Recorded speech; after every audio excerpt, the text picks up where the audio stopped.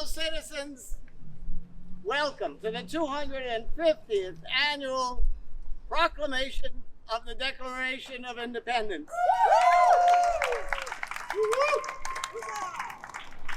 On July 8, 1776, at this site, the Declaration was first proclaimed outside the city of Philadelphia. After Trenton, the Declaration was next heard in Easton, Pennsylvania, and then it spread through the 13 colonies. A great nation was born. Tonight's reading is part of the Sharing the Spirit of America initiative begun by our friends from Hawaii. Woo-hoo! We join right now with Americans in all 50 states, each of the 5 territories, the District of Columbia, as well as Midway, Wake, and Palmyra. There are readings taking place right now in every inhabited area of the United States. At this moment, there are also readings of the Declaration that will include thousands of Americans on all 7 continents. We join with readings at both the birthplace and the gravesite of the Marquis de Lafayette, as well as in Casablanca, Morocco, and even at the National Science Foundation Station in Antarctica. Americans in Canada, Mexico, Guatemala, Panama, Brazil, Australia, New Zealand, South Korea, and Thailand are joining us. Americans are in all 19 time zones. Amen. With that, it is my pleasure to begin this evening by introducing the 48th Mayor of the City of Trenton, the Honorable Gusciora. Thank you very much, and good evening, good citizens. We're reenacting the reading of the Declaration of Independence that was done at this very spot. We were the first place outside of Philadelphia 4 days later to read the Declaration. I want to acknowledge our great county executive, Dan Benson. I want to acknowledge our, no, it's not working. Oh, hello, hello, hello, oh. Our great county executive, Dan Benson, and our distinguished council people, Jennifer Williams from the North Ward. We have Jossie Edwards at large, Yasmin Ellie Gonzalez at large, and Crystal Feliciano at large.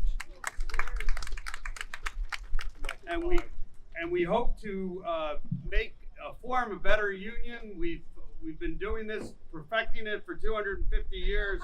We'll probably be perfecting it for a few more. So it's really important that we read the embodiment of the Declaration so that we remind ourselves of the freedom of opportunity that is available to us. God bless, and here we go. Hear ye hear. Oyez, oyez! Step ye forward, lend your ears, and hear the unanimous Declaration of the 13 United States of America. When in the course of human events, it becomes necessary for one people to dissolve the political bands which have connected them from one another, and to assume among the powers of the earth the separate and equal station to which the laws of nature and the nature's God entitle them, a decent respect to the opinions of mankind requires that they should declare the causes which impel them to separation. We hold these truths to be self-evident, that all men are created equal, that they are endowed by their Creator with certain unalienable rights, that among these are life, liberty, and the pursuit of happiness, that to secure these rights, governments are instituted among men, deriving their just powers from the consent of the governed, that whenever any form of government becomes destructive of these ends, it is the right of the people to alter or to abolish it, and to institute new government, laying its foundations on such principles and organizing its powers in such form as to them shall seem most likely to affect your safety and happiness. Prudence indeed will dictate that governments long established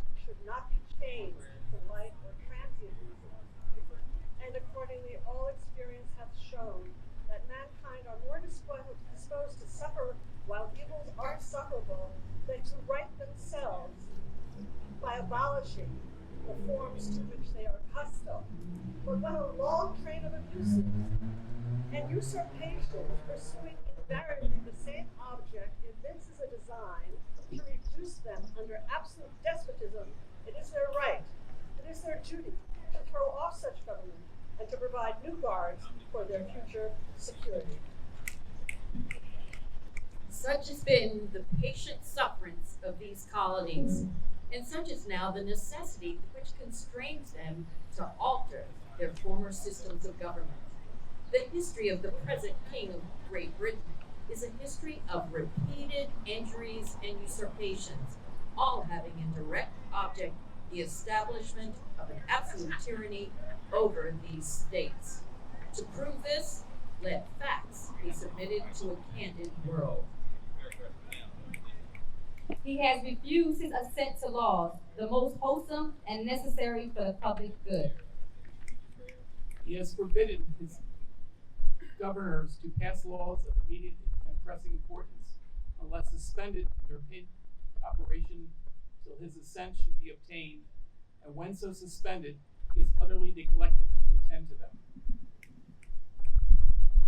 He has refused to pass other laws for the accommodation of large districts of peoples, unless those people would relinquish the right of representation in the legislature, a right inestimable to them and formidable to tyrants only.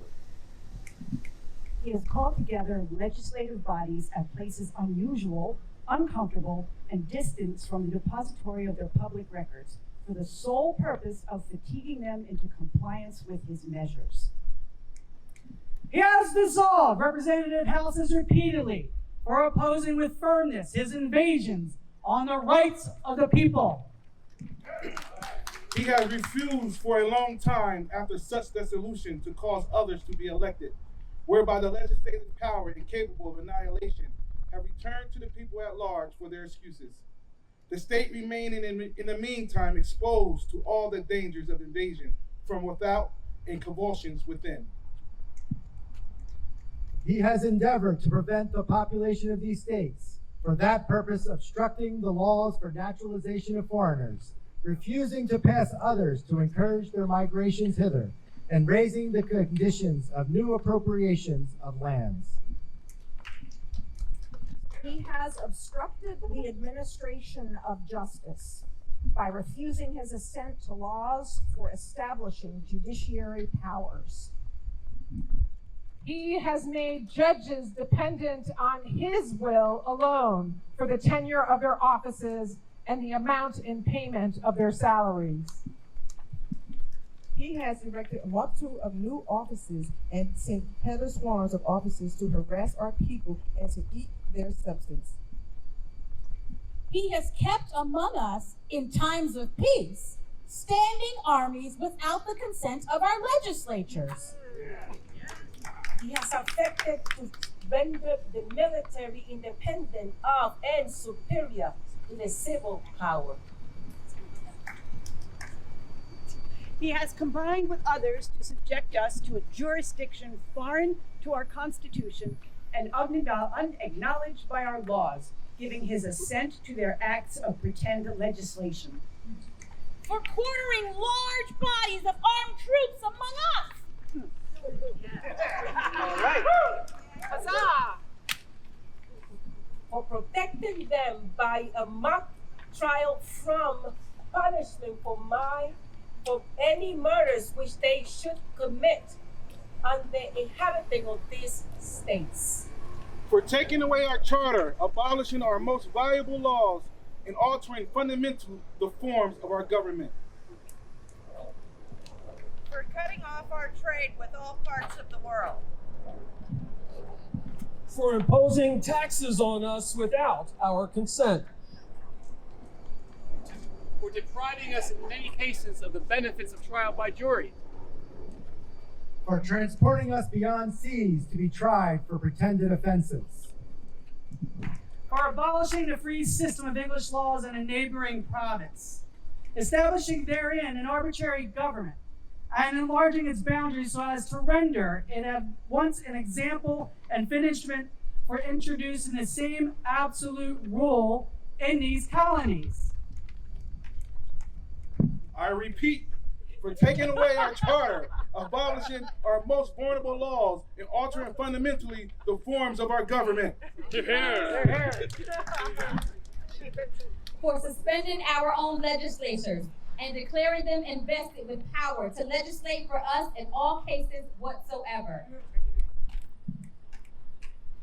He has abdicated government here by declaring us out of his protection and waging war against us. Ravaged our coast, burnt our towns, and destroyed the lives of our people. He is, at this time, transporting large armies of foreign mercenaries to complete the works of death, desolation, and tyranny, already begun with circumstances of cruelty and perfidy scarcely paralleled in the most barbarous ages, and totally unworthy the head of a civilized nation. He has constrained our fellow citizens taken captive on the high seas to bear arms against their country, to become the executioners of their friends and brethren, or to fall themselves by their hands. He has excited domestic insurrections amongst us and has endeavored to bring on the inhabitants of our frontiers the merciless Indian savages, whose known rule of warfare is an undistinguished destruction of all ages, sexes, and conditions. In every stage of these oppressions, we have petitioned for redress in the most humble terms. Our repeated petitions have been answered only by repeated injury. A prince whose character is thus marked by every act which may define a tyrant is unfit to be the ruler of a free people. Nor have we been wanting inattentions to our British brethren. We have warned them from time to time of attempts by their legislature to extend an unwarrantable jurisdiction over us. We have reminded them of the circumstances of our emigration and settlement here. We have appealed to their native justice and magnanimity, and we have conjured them by the ties of our common kindred to disavow these usurpations, which would inevitably interrupt our connections and correspondence. They too have been deaf to the voice of justice and consanguinity. We must therefore acquiesce in the necessity which denounces our separation and hold them, the rest of mankind, enemies in war, in peace, friends.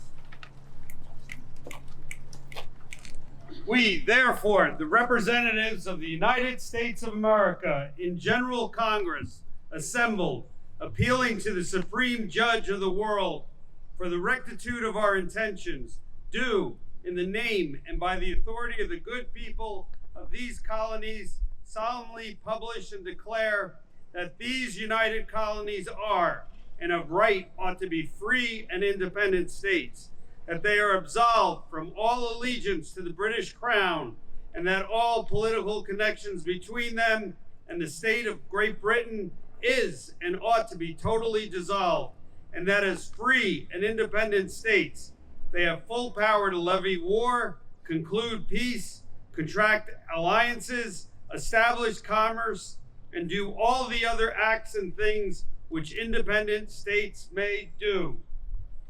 And for the support of this declaration, and with firm reliance on the protection of divine providence, we mutually pledge to each other our lives, our fortunes, and our sacred